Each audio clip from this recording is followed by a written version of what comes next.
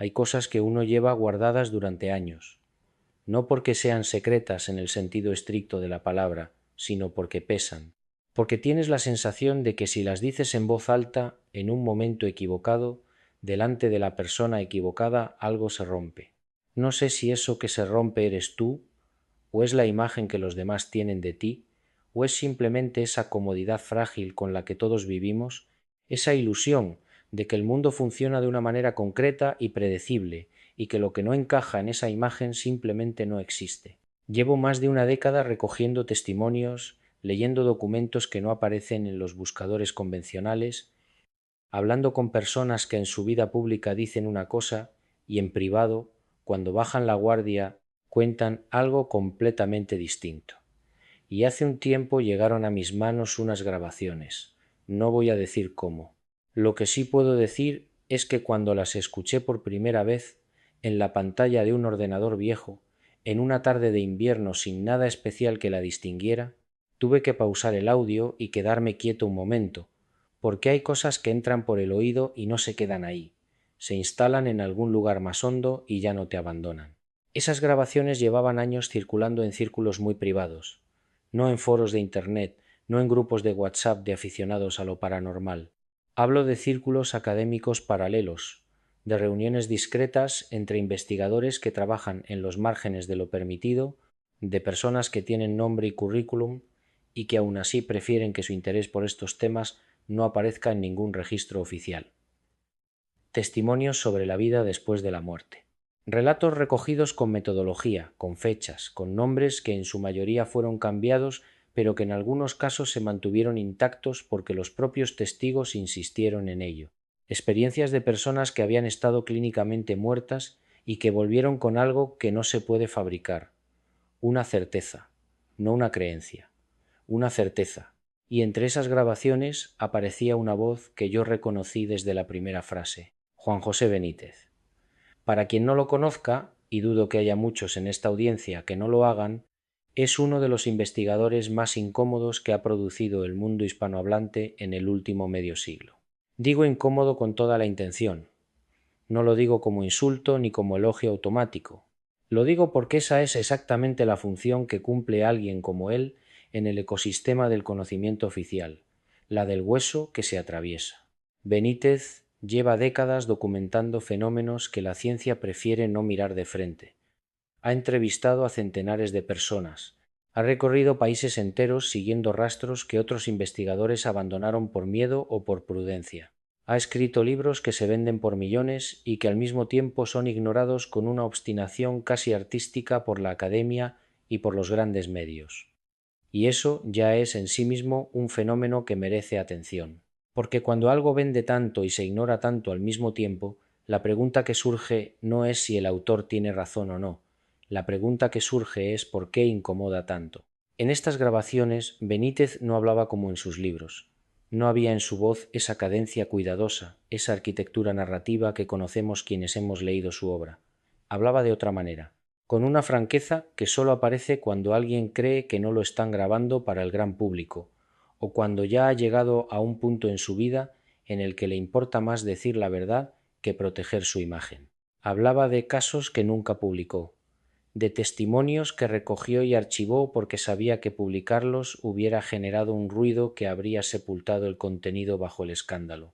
Hablaba de personas que le contaron cosas sobre lo que hay al otro lado de la muerte con una precisión que a él mismo le resultaba perturbadora. Y hablaba, sobre todo, de miedo, no su miedo personal, el miedo institucional, ese miedo colectivo y silencioso que hace que ciertas verdades no lleguen nunca a imprimirse. Esa es la pregunta que quiero sostener aquí, desde el principio, sin pretender cerrarla porque no creo que tenga una respuesta única. ¿Por qué ciertas grabaciones, ciertos documentos, ciertos testimonios sobre la vida después de la muerte fueron retenidos, archivados o directamente silenciados por quienes los poseían? No hablo de conspiraciones en el sentido cinematográfico. No estoy diciendo que haya una organización oscura dedicada a ocultar la verdad sobre el más allá. Lo que estoy diciendo es algo más mundano y en cierto modo más inquietante, que el mecanismo de silencio no necesita villanos, se sostiene solo. Se alimenta del ridículo, del miedo a perder credibilidad, de esa economía de la reputación que todos manejamos de manera más o menos consciente y que hace que muchas personas inteligentes y honestas decidan, en el último momento, no publicar, no contar, no compartir.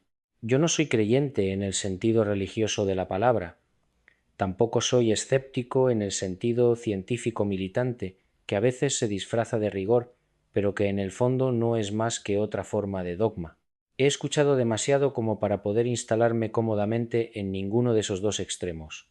He hablado con médicos que en sus consultas son perfectamente racionales y que en privado me describieron lo que vieron en pacientes que volvieron de la muerte clínica con información que no podían haber obtenido de ninguna otra forma.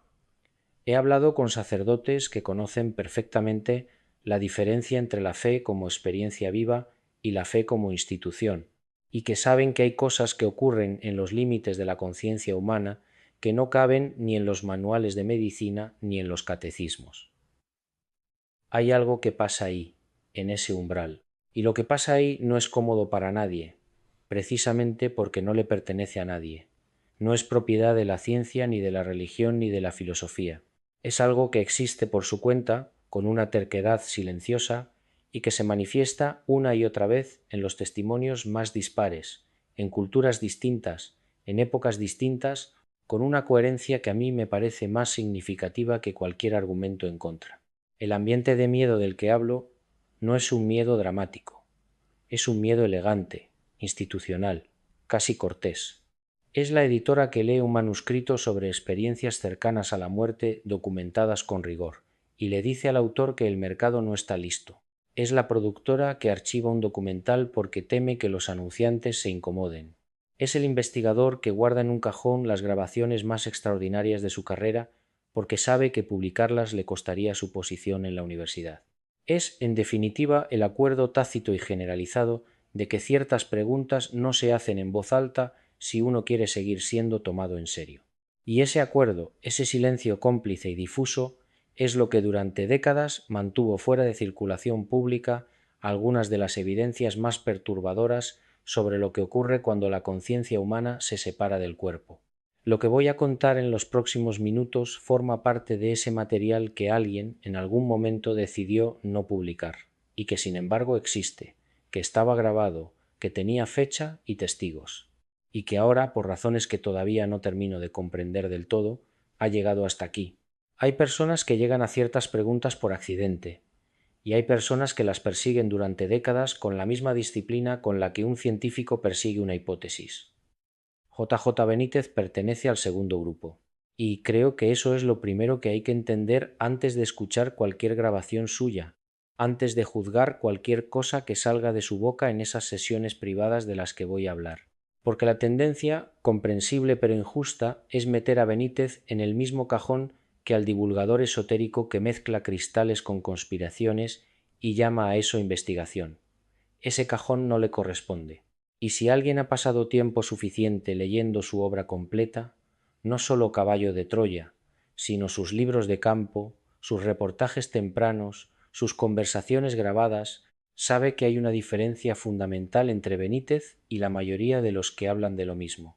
Benítez es periodista, y eso importa más de lo que parece, no porque el periodismo sea una garantía de verdad, sino porque el periodismo, bien entendido, es una disciplina de verificación, de contraste, de incomodidad permanente con la afirmación fácil. Empezó su carrera en los años 70 trabajando para medios convencionales en España, entrevistando a personas de carne y hueso, aprendiendo a distinguir entre el testimonio que se sostiene bajo presión y el que se deshace en cuanto le haces la segunda pregunta. Eso no se aprende en un libro, se aprende en el campo. Y Benítez lo aplicó durante décadas a los temas más incómodos que existen. Entrevistó a pilotos militares que habían visto objetos en el cielo que no podían identificar y que nunca habían hablado públicamente por miedo a perder su credencial profesional. Entrevistó a médicos que habían atendido a pacientes en estado de muerte clínica y que guardaban silencio institucional sobre lo que esos pacientes les habían descrito al despertar. Entrevistó a religiosos que en privado admitían experiencias que ningún dogma de su institución podía explicar satisfactoriamente. Todo eso antes de escribir una sola línea sobre ello. Todo eso acumulado en años de escucha activa, de grabadoras encendidas en habitaciones donde la gente finalmente bajaba la guardia. Esa es la figura real de Benítez, no el personaje mediático, no el autor de bestsellers, no la voz que aparece en programas de televisión a hablar de Jesucristo con dramatismo calculado. La figura real es la de un hombre que lleva demasiados años escuchando cosas que no debería ser posible escuchar y que en algún momento tuvo que tomar una decisión sobre qué hacer con todo eso. En entrevistas poco conocidas, en conversaciones que circulan en foros especializados y que sus seguidores más atentos han preservado con cuidado, Benítez habla de experiencias propias que raramente menciona en sus libros. Habla de presencias, de momentos en los que algo en una habitación cambia de temperatura o de densidad, sin causa aparente. Habla de sueños en los que recibió información concreta que luego resultó verificable, nombres, fechas, detalles que no podía conocer. Y lo dice con la misma incomodidad que tendría cualquier periodista formado en la racionalidad diciendo eso.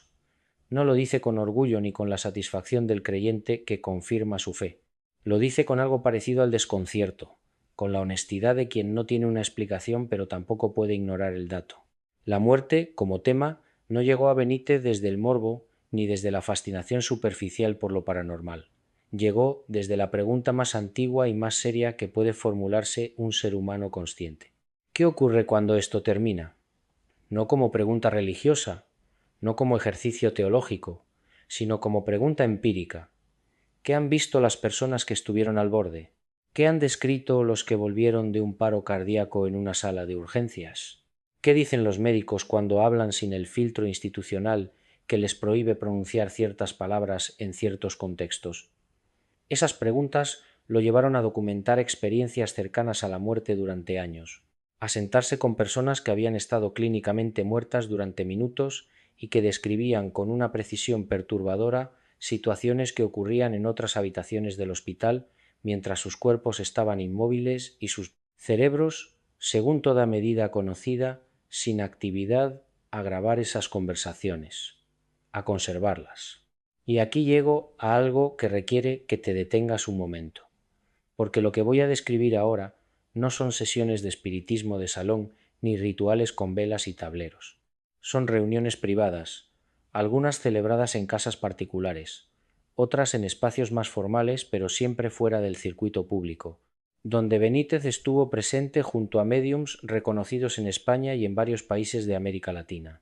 Personas con historiales documentados, con años de trabajo, con testimonios de otras personas que los habían consultado y que podían dar fe de informaciones recibidas que no había manera lógica de explicar. Benítez asistió a esas sesiones no como creyente, no como devoto, sino como observador con grabadora. Y lo que se registró en esas cintas, cassettes primero, vídeo después, son fragmentos de conversaciones que él mismo reconoció que no sabía cómo clasificar. Información que surgía en esas sesiones y que luego fue verificada. Nombres de personas fallecidas que el médium no podía conocer, detalles de circunstancias de muerte que permanecían en archivos privados, mensajes que describían situaciones domésticas concretas, verificables, que los familiares presentes reconocían con una reacción que no es posible simular. Durante años, esas grabaciones permanecieron sin publicar, y no por olvido. Benítez habló en algunas entrevistas de ese material con una mezcla de cautela y peso, como quien lleva algo encima que todavía no ha terminado de procesar.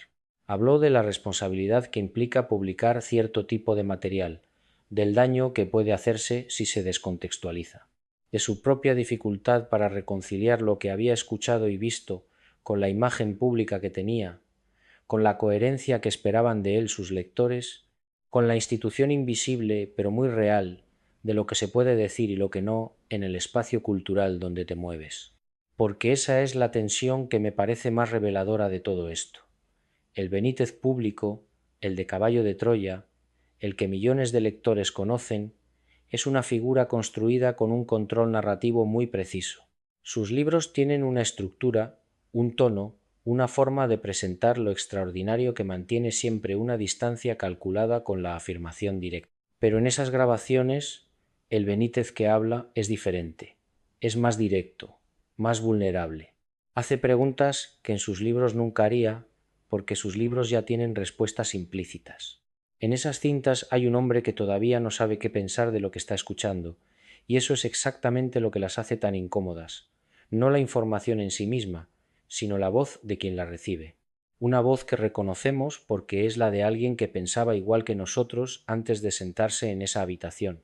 Me pregunto cuántas veces habrás escuchado a alguien decir que cree en algo pero que no puede probarlo.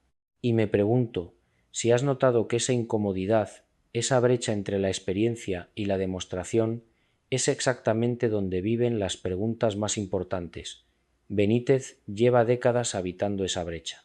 Y las grabaciones que vamos a analizar vienen de ahí, de ese espacio donde la razón y el asombro todavía no han llegado a un acuerdo, y que quizá nunca lo hagan, pero que, mientras permanecen en tensión, nos dicen algo sobre lo que somos que ningún manual de certezas ha logrado explicar. Y en esa tensión precisamente es donde viven los testimonios que voy a contarles ahora, porque hay un punto en el que la investigación deja de ser abstracta y se convierte en algo que te mira directamente a los ojos. Ese punto, para mí, llegó cuando escuché por primera vez algunas de esas grabaciones privadas, no las que circulan en entrevistas editadas, las otras, las que alguien guardó en una caja durante años porque no sabía exactamente qué hacer con ellas, porque publicarlas significaba exponerse a un tipo de ridículo institucional que muy pocas personas están dispuestas a soportar.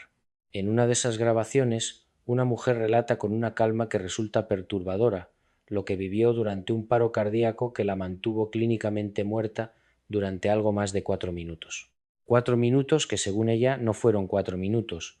Fueron, en sus palabras, algo que no tiene nombre en ningún idioma que yo conozca.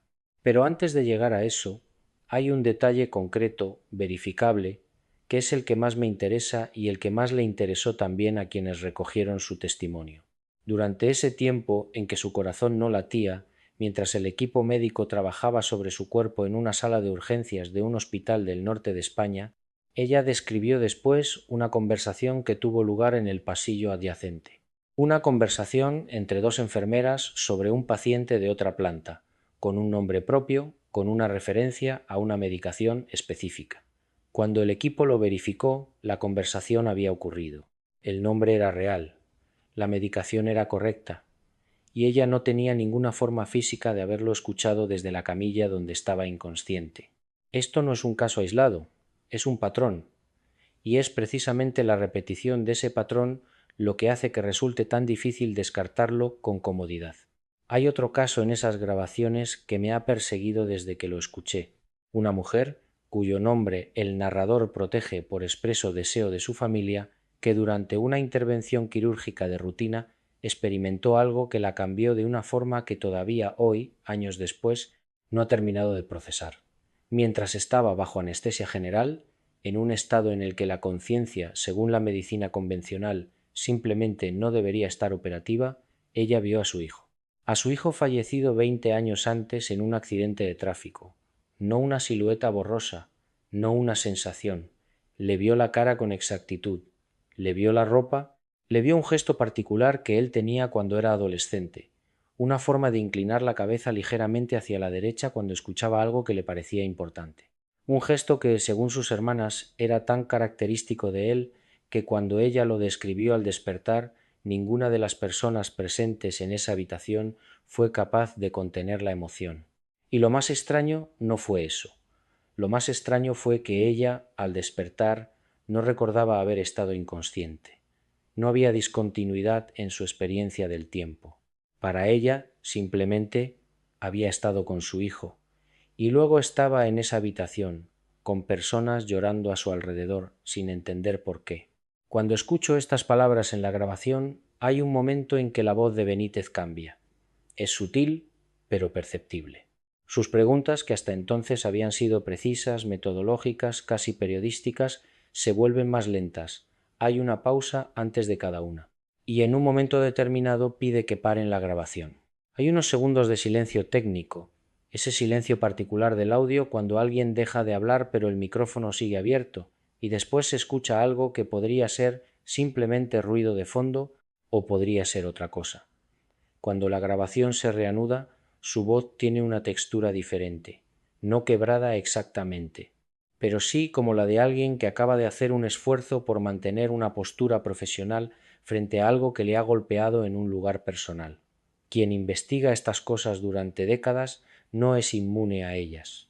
Y creo que esos momentos, esos silencios de Benítez en esas grabaciones dicen tanto o más que cualquier análisis que él pudiera ofrecer con palabras. Lo que me resulta imposible ignorar es la coherencia de los patrones. Personas que no se conocen entre sí, que viven en ciudades distintas, que tienen formaciones distintas y creencias distintas, que no han leído los mismos libros ni pertenecen a las mismas comunidades, describen experiencias que convergen en puntos muy específicos. La sensación de estar fuera del cuerpo, sí, eso ya se conoce, ya se ha documentado, ya hay incluso quienes intentan reducirlo a una explicación neurológica que cierra el caso con una comodidad que a mí me parece prematura. Pero hay algo más que eso. Hay una descripción recurrente de lucidez, no la lucidez ordinaria del pensamiento cotidiano, algo cualitativamente distinto. Una claridad que varios de estos testimonios describen como si por primera vez en su vida hubieran visto con los ojos realmente abiertos, como si todo lo anterior hubiera sido una especie de visión parcial o filtrada, y junto a eso, la percepción del tiempo. Todos, sin excepción en los testimonios que he revisado, describen el tiempo de una manera que ningún reloj puede medir. No fue largo ni corto, fue diferente. Fue como si el tiempo tal como lo conocemos fuera una convención que allí simplemente no aplicaba. Y luego están las figuras, presencias que comunican sin hablar, sin palabras, sin sonido, sin ninguno de los mecanismos que usamos habitualmente para transmitir información, y sin embargo hay una comprensión que los testigos describen como total, como si en ese estado la comunicación ocurriera de una forma más directa que cualquier lenguaje. Varios de ellos intentan explicarlo y se detienen. Dicen que no hay palabras para esto.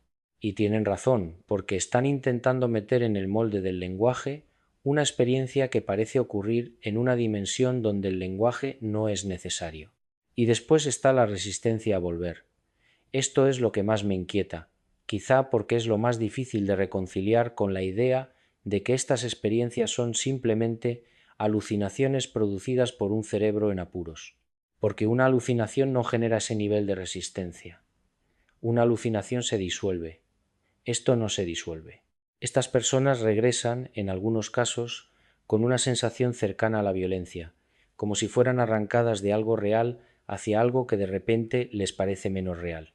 Y algunos de ellos, en los testimonios más crudos, confiesan que durante meses, incluso años después, han tenido dificultades para considerar esta vida ordinaria con su peso y su ruido y sus exigencias, como el lugar verdadero, como si el lugar verdadero hubiera sido ese otro y éste fuera el sueño. Y aquí es donde les lanzo la pregunta que no tiene respuesta fácil y que quizá no deba tenerla. ¿Qué hace la mente con una experiencia que no cabe en ninguna categoría conocida? No en la religiosa, no en la científica, no en la poética. Una experiencia para la que no existe vocabulario, ni marco, ni estructura donde colocarla sin traicionarla. ¿Cómo se vive después? ¿Cómo se mira a las personas que no la han vivido? ¿Cómo se habla de ella sin sonar a locura, o a fantasía, o a necesidad de consuelo? Algunos de estos testigos guardan silencio durante años. Otros lo cuentan solo una vez, a alguien de confianza, y luego nunca más.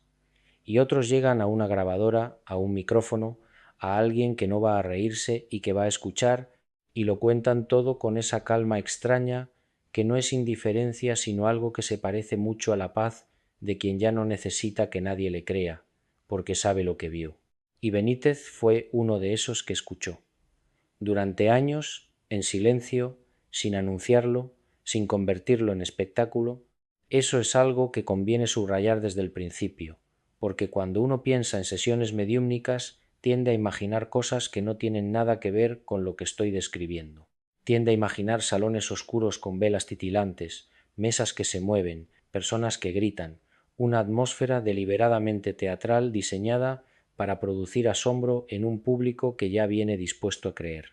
Eso no es lo que Benítez documentó, lo que él encontró, y lo que recoge en sus notas y en algunas grabaciones que durante tiempo circularon solo entre personas muy concretas, era algo radicalmente diferente.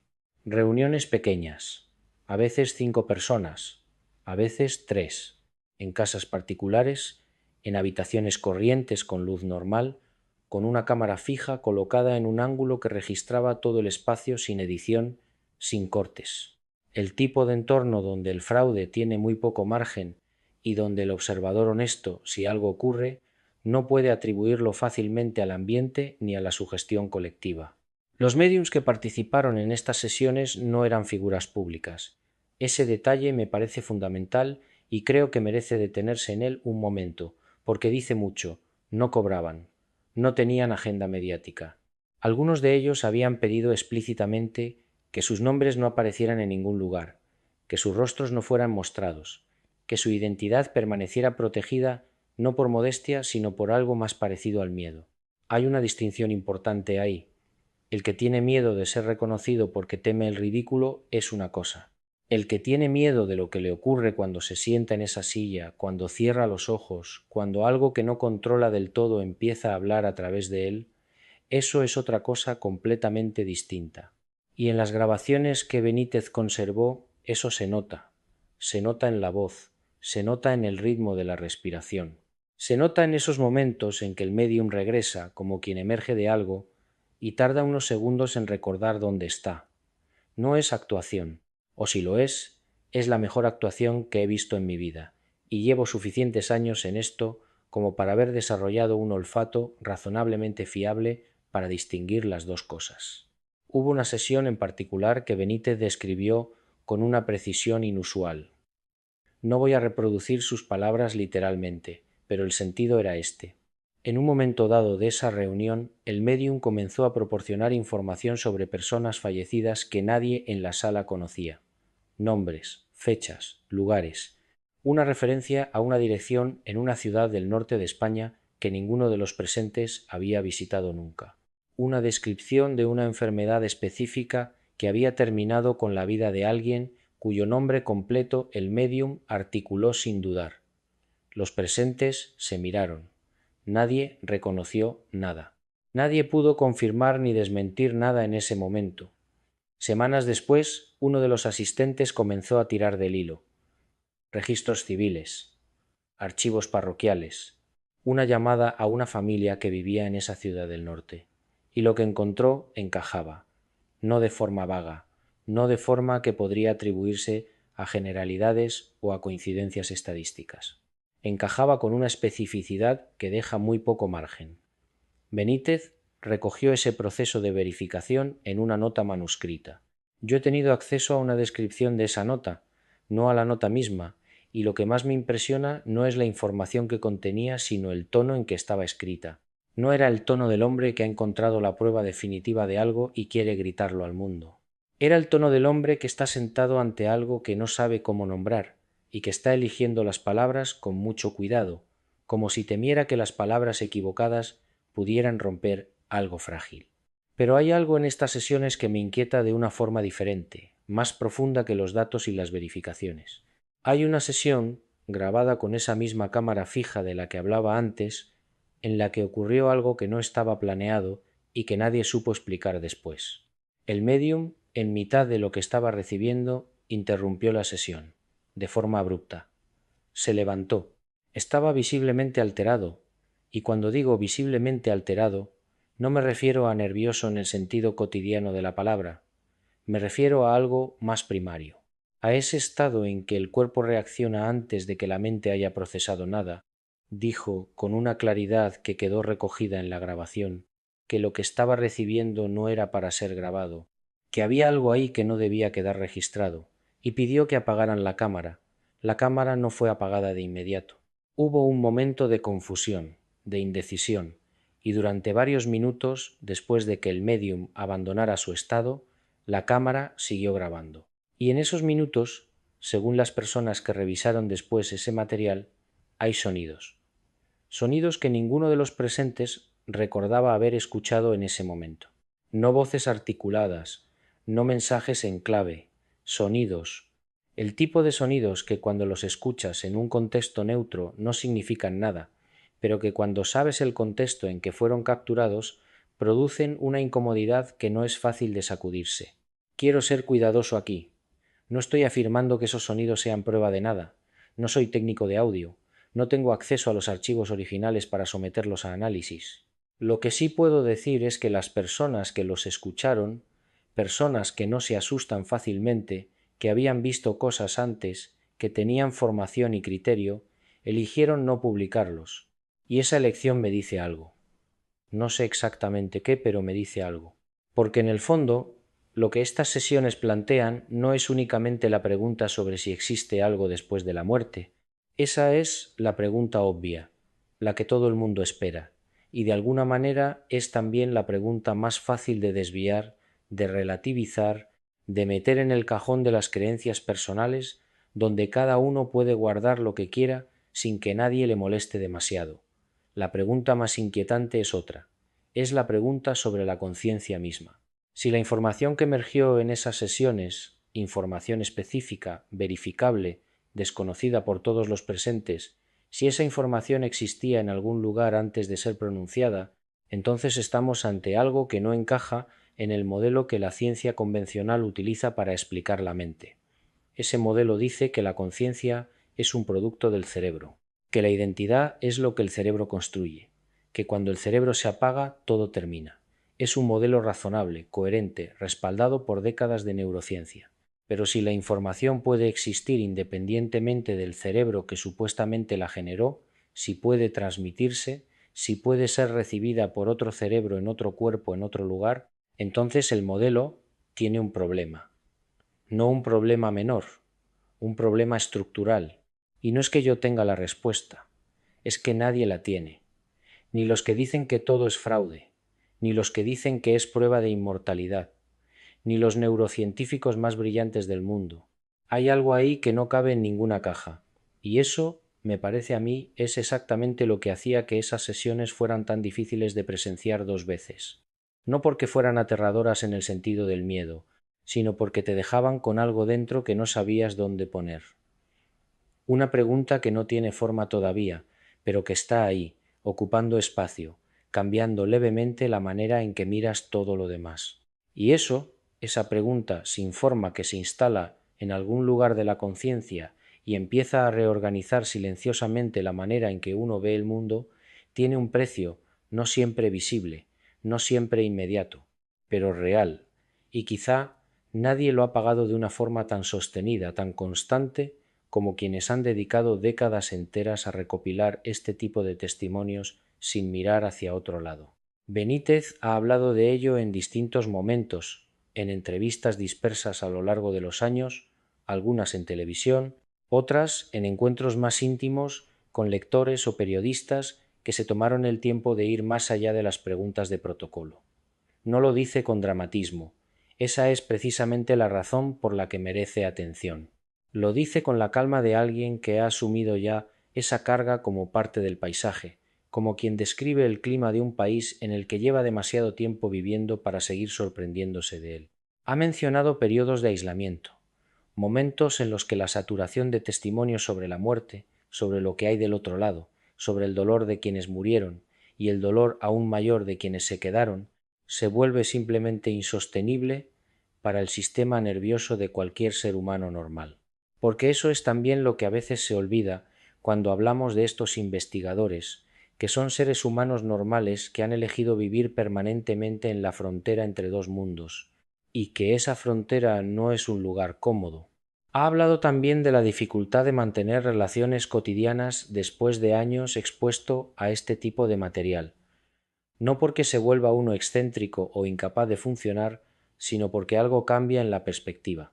Y cuando la perspectiva cambia de una manera tan fundamental, ciertas conversaciones, ciertos rituales sociales, ciertas preocupaciones que a la mayoría parecen urgentes, empiezan a verse desde una distancia que puede interpretarse como frialdad, como ausencia, cuando en realidad es otra cosa.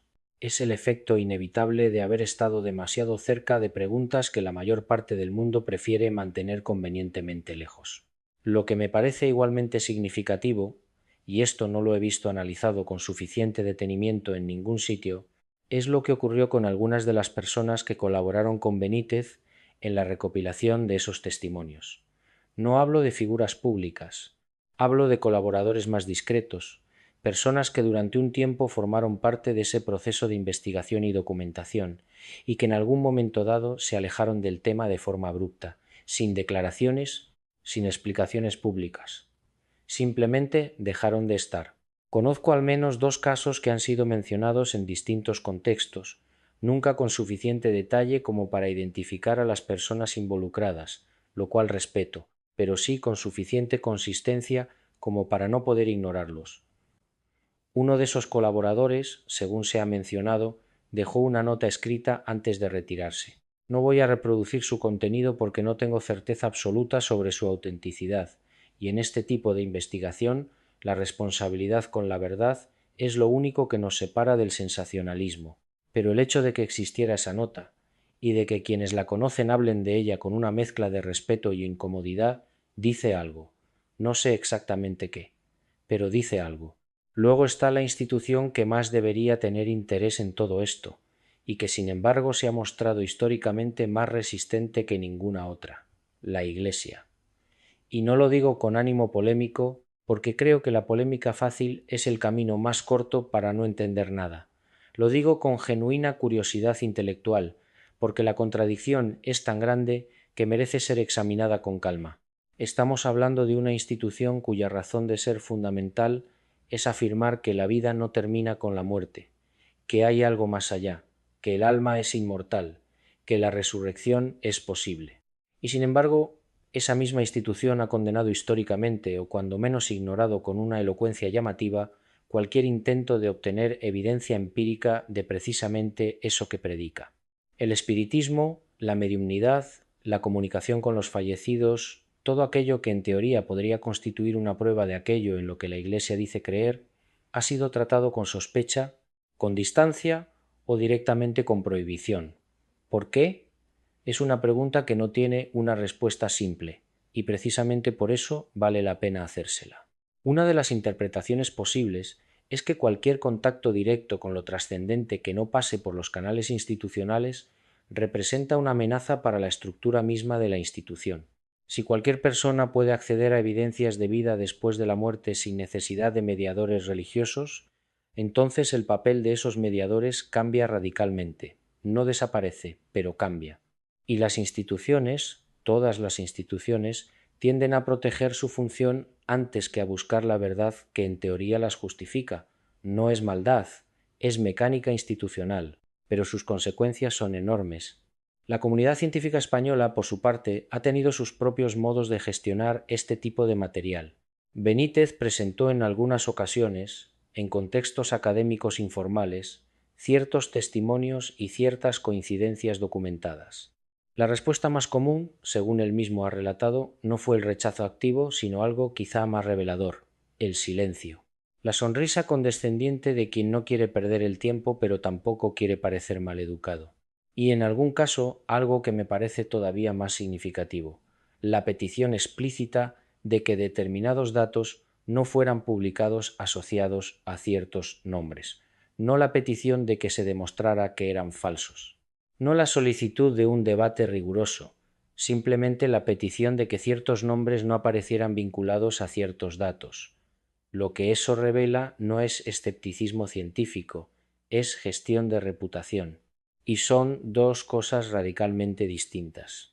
Me he preguntado muchas veces por qué funciona así.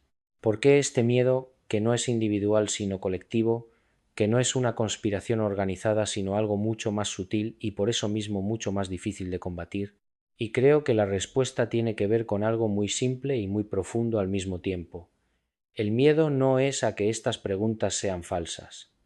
El miedo es a que tengan respuesta, porque si la tienen, si resulta que hay evidencias sólidas, documentadas, replicables, de que la conciencia humana sobrevive de alguna forma a la muerte del cuerpo, entonces no sólo cambia nuestra manera de entender la muerte, cambia nuestra manera de entender la vida, cambia el sentido que le damos al sufrimiento, a las decisiones, a las prioridades. Cambia lo que consideramos importante y lo que consideramos accesorio. Cambia la economía, la política, la psicología, la medicina. Cambia absolutamente todo. Y esa escala de cambio es, para muchas personas e instituciones, sencillamente insoportable. No hay un grupo de personas reunidas en algún lugar decidiendo qué se publica y qué no. No funciona así. Funciona de una manera mucho más orgánica y mucho más eficiente. Funciona a través del miedo compartido, a través del consenso tácito de que ciertas preguntas son peligrosas no porque nadie pueda responderlas, sino precisamente porque alguien podría hacerlo. Y ese miedo se transmite en las redacciones cuando un editor decide que cierto reportaje no encaja con la línea editorial. Se transmite en las universidades cuando un investigador joven decide no publicar ciertos datos porque intuye que le costarán más de lo que le darán. Se transmite en las conversaciones familiares cuando alguien que ha tenido una experiencia extraordinaria decide no contarla para no parecer raro. Se transmite en silencio, constantemente, su efecto acumulado es una especie de censura que no necesita ser declarada porque ya está interiorizada. Benítez lo sabe. Y saber eso, haberlo visto funcionar durante décadas desde primera fila, tiene un precio.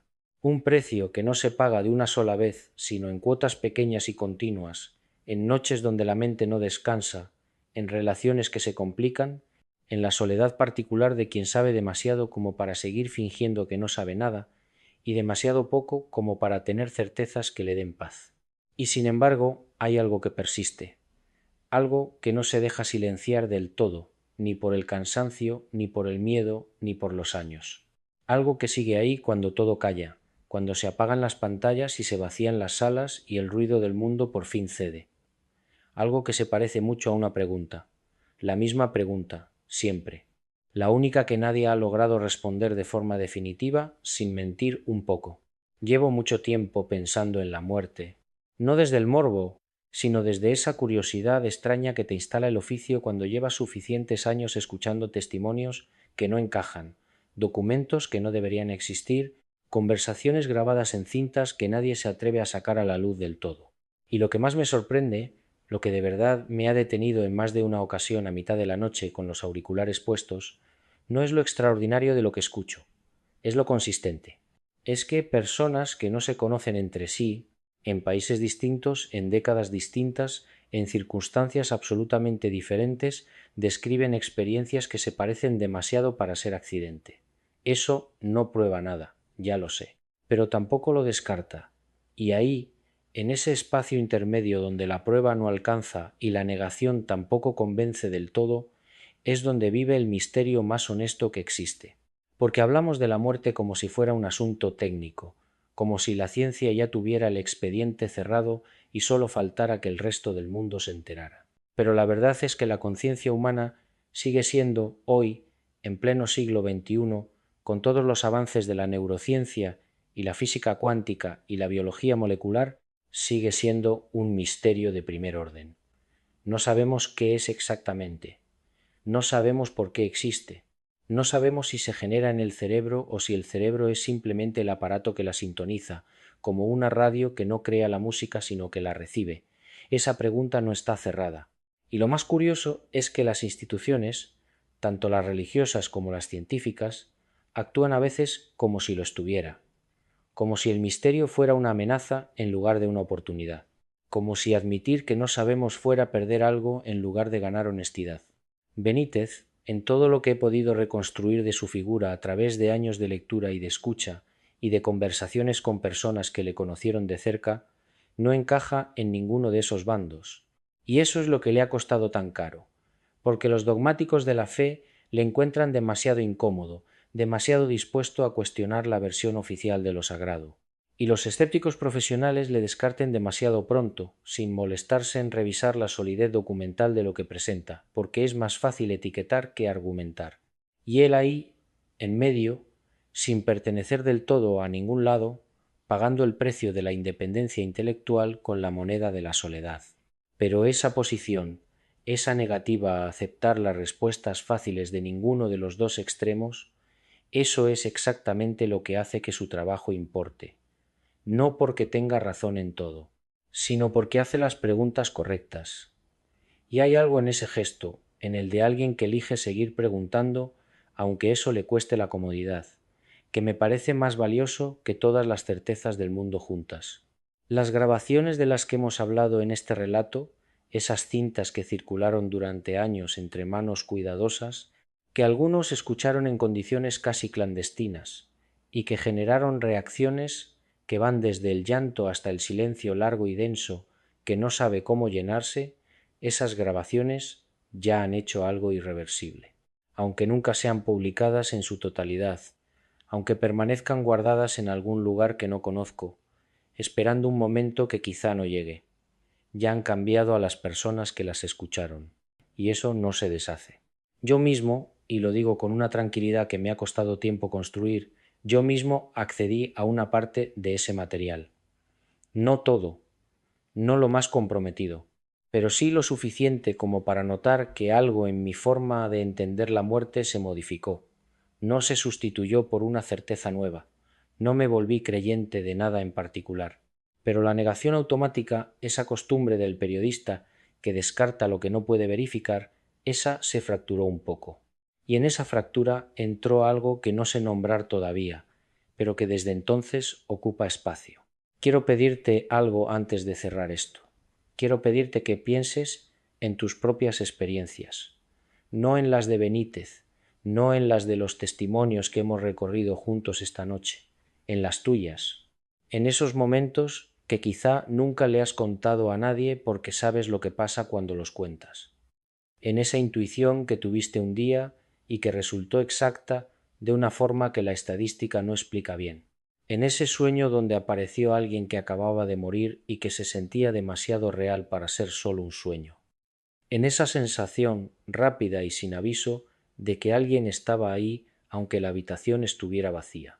No te pido que lo interpretes de ninguna forma concreta, te pido que no lo descartes demasiado rápido, que le concedas el mismo respeto que le concederías a cualquier dato empírico, porque si hay algo que esta investigación me ha enseñado es que el desprecio sistemático hacia la experiencia subjetiva no es rigor, es otro tipo de prejuicio. La razón es una herramienta extraordinaria, pero tiene límites. Y uno de esos límites es exactamente este, la experiencia de estar vivo, de tener conciencia, de preguntarse qué somos y a dónde vamos, eso no cabe entero en ningún laboratorio, no todavía, y quizá nunca. Y eso no es una derrota del pensamiento científico, es simplemente la honestidad de reconocer que el mapa no es el territorio, que la descripción de la conciencia no es la conciencia y que lo que llamamos muerte podría ser algo muy distinto a lo que nuestros modelos actuales sugieren, sin que eso sea ni religioso ni racional. Solo distinto. Y ahí está Benítez, con sus cuadernos y sus grabaciones y sus silencios estratégicos, con esa figura de hombre que ha recorrido medio mundo buscando algo que la mayoría prefiere no buscar, que ha hablado con médiums en condiciones que no admiten explicación fácil, que ha documentado, archivado, transcrito y guardado cosas que podrían remover los cimientos de varias instituciones a la vez, y que ha elegido, con una deliberación que me parece profunda, cuándo publicar y cuándo esperar, cuándo hablar y cuándo callar. No por cobardía, creo yo, sino porque sabe que hay momentos en los que la información llega demasiado pronto y se destruye antes de que nadie pueda asimilarla, porque sabe que la verdad, si es que existe una, no siempre sobrevive al escándalo, y que a veces guardarla es la única forma de protegerla. Me quedo con esa imagen, la del hombre que guarda, que tiene entre sus manos algo que podría cambiarlo todo, y elige el momento con una paciencia que, en este mundo de inmediatez y de ruido constante, resulta casi extraterrestre. Y me pregunto, como me pregunto al final de cada investigación que me importa de verdad, si lo que guarda no será simplemente la respuesta más importante que ningún libro ha contenido jamás, la respuesta a si somos algo que termina o algo que continúa, a si hay alguien al otro lado de ese silencio que todos, sin excepción, cruzaremos algún día. No lo sé, y creo que esa honestidad, la de no saber, es lo más valioso que puedo ofrecerte al cerrar esto. No una conclusión, no una certeza reconfortante, Sólo la pregunta viva, respirando, ocupando el espacio que le corresponde. La misma pregunta que lleva milenios sin respuesta. La única que te pertenece a ti igual que a mí, igual que a Benítez, igual que a cualquier ser humano que haya existido. Y la única ante la que todos, tarde o temprano, nos quedamos en silencio.